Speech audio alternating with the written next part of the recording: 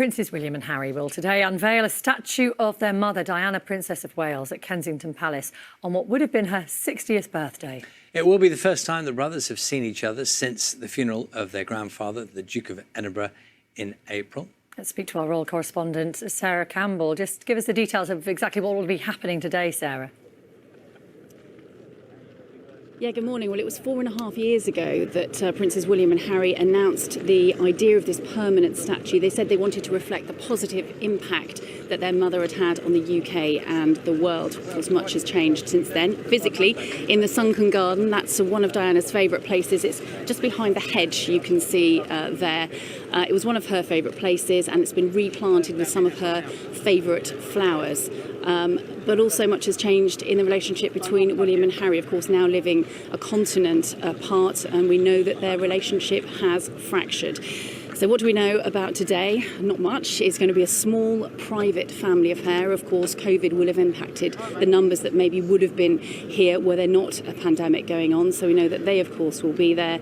Diana's close family will be there. We expect that to be her siblings. The sculptor will be there, and also the garden designer. So that's happening later on today. I should say that the public won't be able to see the statue today. It will only be able to be visible when Kensington Palace is open to the public, and it has been closed today for that event, but it will be open from tomorrow, and no doubt it will bring a lot of visitors. Today, of course, would have been Diana's 60th birthday. Thank you very much. That's Sarah Campbell there outside Kensington Palace this morning. Yes, live today. Thank you both very much. See you later on. See you in a bit. Now, Princes William and Harry will come together today to unveil a statue of their mother, Princess Diana, on what would have been her 60th birthday. It will be the first time the brothers have seen each other since the funeral of their grandfather, the Duke of Edinburgh, amid reports of a family rift. Our royal correspondent, Daniela Ralph, has this report. In place, but hidden from view until its unveiling this afternoon, the statue of Diana, Princess of Wales, will stand here in the sunken garden of Kensington Palace. It was a favourite location of Diana's. Over the past 2 years, the layout of the garden has been redesigned and replanted to create a calmer and more reflective setting for the statue. It was commissioned by Princes William and Harry to mark the positive impact their mother had during her life. They've been involved at every stage to ensure the statue captures their mother in the way they remember her. 102 years old and a newborn. Yesterday, Harry, fresh out of self-isolation after flying in from California, was a surprise guest at a charity event with seriously ill children. Another reminder of the kind of work his mother did.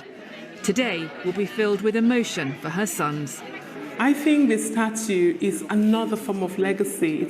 It's celebrating everything that she stood for the 36 years that she lived. It would capture the thoughts of her sons around her, and I think that would be so meaningful. The statue has been created by sculptor Ian Rank-Broadley. His work a major part of the National Memorial Arboretum in Staffordshire. He already has a royal connection too, having designed the image of the Queen that appears on all our coins. Oh my God. Get this on camera. You forgot your boots. Oh my God. The days of banter and teasing between William and Harry are gone for now amid family conflict. Their relationship remains strained. The tension lingers between them. Our British royal family is not supposed to be a perfect family. If somehow out of this split comes some sort of reconciliation, that will presumably hold a lesson for all of us. Many around them hope that under the gaze of their mother today, there is a chance of some reconciliation. Daniela Ralph, BBC News. Well, we speak now to Omid Scobie, who is a biographer of the Duke and Duchess of Sussex and also the royal editor of Harper's Bazaar. Very good morning to you, Omid. I just wonder, first of all, it's worth stopping for a moment and realising this is, for those two young men, a very personal moment, isn't it?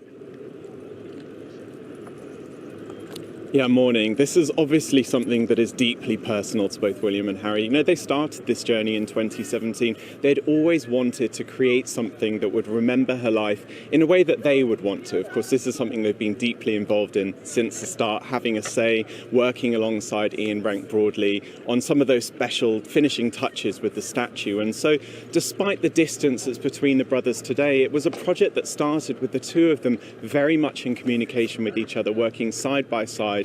And I think today will be a reminder of that moment as they finally unveil this statue to the world. The reality, of course, is, though, today there will be cameras. I know it's a very private event to a degree. There will be cameras, though, at the event. And inevitably, given what people think they know about the relationship between the two of them, a lot of questions will be asked. There will be a great deal of scrutiny. Yeah, it is a private event, we call it. But of course, as you say, there are two cameras that will be there. They'll be feeding out to every news outlet across the world. And that footage will be analysed for every single body language and context that you can imagine. Of course, we've seen very little of the two brothers together, and people will be watching that to see sort of how they are around each other. But I think what we will see is two brothers extremely professional in a moment that is not about them at all. It's about remembering the life of their mum. They're, of course, around other family members. There's Diana's sisters, her brother, and of course those that were on the statue committee as well, including some of Diana's closest friends. So this is going to be a moment where I think we see them put everything to one side, and maybe for us that are watching, we're curious to see how they will be by their side with each other, but I think we will just see professionalism and nothing else. Prince Harry, of course, has travelled back from the US to be involved, and like everyone else, he was subject to some quarantine, but was able to attend an event, I think, yesterday evening. Yeah, absolutely. You know, Prince Harry, one of his favourite events in his calendar is the Well Child Awards. It, of course, acknowledges and celebrates the sort of the special projects that have been carried out by seriously ill children and the carers and families around them. A lot of work went into actually making that moment happen. The awards usually take place much later in the year, but there was this very small window that they could use to have the event, and they managed to pull it off. And for Harry, you know, I've been alongside. Apologies, we seem to have one or two problems with the link there to Kensington Gardens. The actual unveiling itself taking place, we understand, around 2 p.m. this afternoon. But as Omid was just saying, it is essentially a private event. There will be cameras there, so we will get a sense of those who are there. But I think Carol's on standby with the weather for us right now. I don't know. I'm seeing, Carol, that the sun appears to be shining on in and around Kensington Palace this morning. Classic to make it into the third round now on centre court. On the day Princess Diana would have turned 60, her sons William and Harry unveil a statue in her honour. 7:21 now. All eyes will be on Princes William and Harry later today as they come together to unveil a statue of their mother, Princess Diana, on what would have been her 60th birthday. So the two brothers will be together, but their once close relationship, we know, is maybe damaged by some of the revelations Prince Harry has made in his interview with the talk show host Oprah Winfrey. So there's a possibility maybe that today will signal some kind of end to the conflict. Well, let's ask royal author and historian Robert Lacey. Morning, Robert. I mean, first of all, this statue, if we can talk about that, we know very little about it. Have you had any insight? No, I've just been over there to try and look at it. There's nothing visible. Apparently, after today, it will be possible for members of the public who, when the gardens are open, sort of 10 until 6 or so, you'll be able to go and look through a gap in the hedge. Apparently, the sculptor designed it to be seen with hedges on either side. And if you care to pay money, then you can go into the palace and get a closer look at it. But no, there's a box in there, a big black box, and presumably that will be removed, and whatever's on top of it will come off. I mean, apparently it's not going to be Diana just standing there. She's going to be doing something that symbolises what she stood for in her life. Well, it'll be fascinating to see what it looks like. And clearly, I think the brothers would prefer today to be all about her and her legacy. But all eyes will be on the two of them. Do we have any indication whether there's been much contact or any warming of relationship between the two since the apparently deepening rift between them or Harry and the family members? No, there hasn't been. You mentioned earlier the revelations on Oprah. Those didn't go down well with William. Worse was what happened afterwards when conversations between the two of them were reported via Oprah and other friends of Meghan and Harry, which A, didn't cause goodwill, and B, rather undermines future conversations or reconciliation. We've got no inside information from either side. We know that both brothers will make a speech, and the emphasis will be on the tribute to Diana. They've been working on this for years. It's not the only tribute to Diana around here. There's a playground, there's a fountain, there's a walkway. This was meant to be the final piece of the tribute, and of course it was devised in happier days. Apparently it was even over the style of the statue that disagreements started to show themselves, although the disagreements are not about the statue itself. And let's hope that this will be a family occasion. Of course, it's the Spencers, their uncle, Charles Spencer, who will be presiding over it. There won't be any other members of the royal family present. No Prince Charles, no Queen. It will be, in a way, a reminder of how the Spencers, the new Spencer generation, is taking over the family, and Diana is right at the heart of that. Yeah, and Prince Harry himself, we know he's been in quarantine here since he arrived, but he was at an event for a children's charity last night. Will he be seeing or meeting any other members of the royal family while he's here? We haven't been told that. Last time he was here, when he was down in Frogmore, he would meet the Queen apparently when she went walking her dogs. She likes to walk her dogs near Frogmore. Today, apparently, they're only going to meet briefly before they go out and make their respective speeches. A lot of people have said to me, you know, what would Diana have made of this? Would her presence make it any different? Well, this afternoon, in fact, she will be present. I mean, she'll be physically present there, and obviously also very much in the hearts and minds of her two sons who've devised this tribute to her. And what they do about mending their relationship is surely part of their tribute to her. If we're talking about new growth in their relationship, perhaps that will be symbolised by the garden itself. I understand all kinds of flowers have been planted there, many of them associated with Diana, some of her favourites. I think thousands and thousands of different plants have actually been, and flowers have actually been attended to by the gardeners there. Have you been able to take a little peek at that? I've seen some pictures of it. Yes, it's wonderful. They've actually changed the name of the garden from the Sunken Garden, slightly depressing name, to the White Garden. And apparently that's the theme of the planting. Wonderful white plants everywhere, green, and meadow plants, cow parsley, that sort of thing. I think it would be a wonderful thing for people to look at and visit. I mean, this is now a new centre of royal pilgrimage in London. Again, this marks, even if we weren't discussing today the relationships between these two brothers, we'd be discussing the way in which Diana is now centre stage in what the royal family means and stands for. You might not have thought that 25 years ago when she was a royal rebel, but it shows how the monarchy has changed.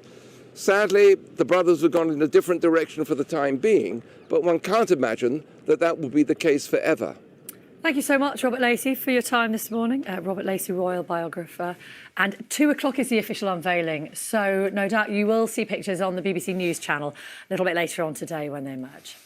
Now, Princes William and Harry will today unveil a statue of their mother, Diana, Princess of Wales, at Kensington Palace on what would have been her 60th birthday. It will be the first time the brothers have seen each other since the funeral of their grandfather, Duke of Edinburgh. That, of course, was in April. Let's speak now to our royal correspondent, Sarah Campbell.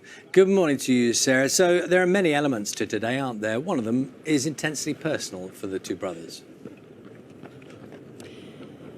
Yeah, good morning to you both. It was 4.5 years ago, would you believe, that the brothers announced the plans for this permanent statue. They said the time was right to commemorate their mother, to commemorate her positive impact around the world. But as you say, so much has changed since then, not least in the sunken garden. That's where the statue is going to be located. It's just behind the hedges there that you can see behind me. It has been redesigned and replanted over the last couple of years with thousands of new plants, many of them Diana's favourites. It was, of course, one of her favourite places to be. But much, of course, has changed between William and Harry, once the closest of brothers, but now living on different continents. Their relationship truly fractured. And today, as you say, will be the first time they will have met since their grandfather's funeral. So what do we know about today? Very little. It will be a brief unveiling, a small private affair. COVID, of course, has meant that numbers will have had to have been limited. So the princes will be there along with members of Diana's close family. We expect that to be her siblings, along with the sculptor and the garden designer. A big day, a very big personal day for both the princes, and of course they will know that people will be watching them, watching their interactions, hoping perhaps that this might be a building place for their relationship to start to get back to where it was. Back to you. Sarah, for the moment, thank you. A COVID certificate which aims to ease travelling and all the restrictions around it between EU countries has been launched today. Good morning, welcome to Breakfast with Rachel Burden and Charlie State. Our headlines today. Good morning. A major boost for electric cars as Nissan is set to announce a big investment in batteries. The government's involved, but critics say they're ahead on promises, but behind on investment. Good morning. Andy Murray has done it again. The two-time Wimbledon champion battled through a late-night 5-set epic on centre court once more to make it into the third round now. And on the day Princess Diana would have turned 60, her sons William and Harry unveil a statue in her honour. Good morning. Today again, parts of the east will have a bit of cloud around, thick enough for some drizzle, but for many of us, we're looking at a drier, sunnier day with a few showers, some of which could be sharp. I'll have all the details later in the programme.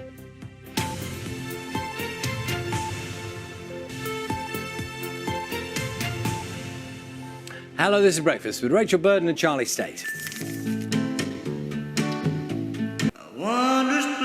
Exploring the V&A's greatest treasures, secrets of the museum.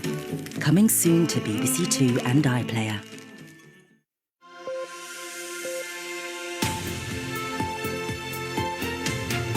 Take on not only the opponent but the crowd as well, and that's something that psychologically it's very, very tough for a lot of players to do. I mean, we've heard Novak Djokovic talking in the past about trying to block out the crowd and mentally pretend that crowds are for him even if they're against him. So he has sort of certain techniques that he tries to use, but Denis Shapovalov will have to use all of that, because after what we witnessed last night, you know, that crowd is going to be overwhelmingly in favour of Andy Murray. It's going to be a great competition. Annabelle, lovely to speak to you. We'll talk again soon. Thank you very much. And you're watching BBC Breakfast. It's 8:59.